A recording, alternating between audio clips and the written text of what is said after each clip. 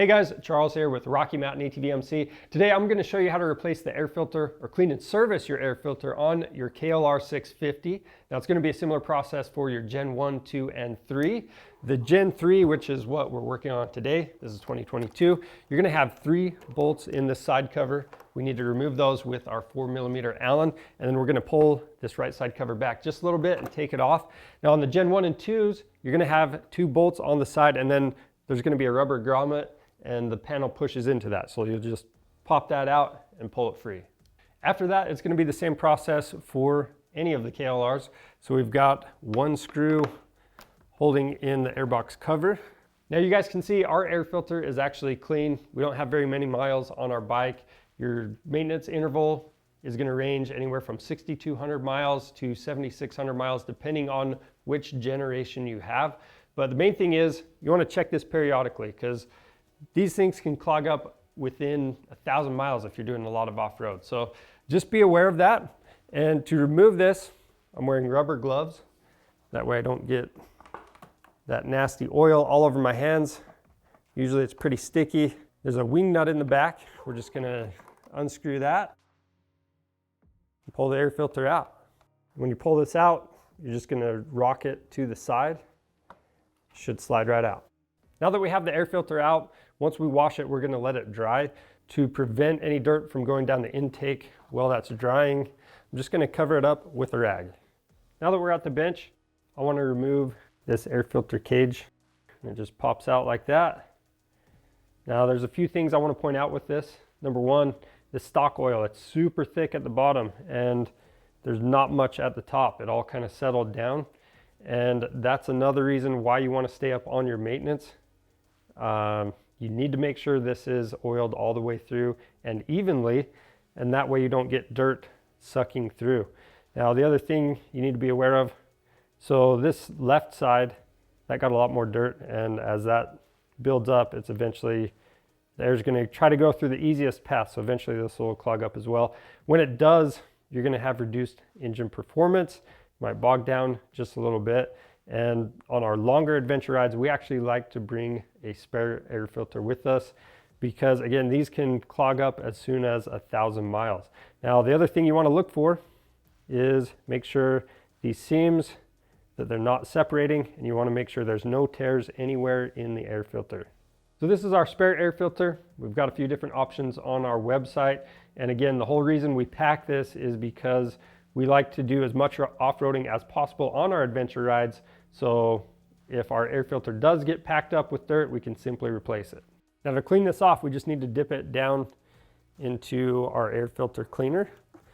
And there's a few different types. You don't want to use gas. That can actually increase the likelihood of those seams splitting where it's glued together. So we're just using the Maxima stuff, but if you have biodegradable oil on there, you need to use that type of cleaner. And with this saturated, we're just going to let it sit for about 15 minutes. Now letting the air filter sit for that amount of time is key for this type of cleaner to work. Once you've reached that time interval, you want to squeeze out this cleaner. Then we're going to wash this off with some soapy water and then let it dry.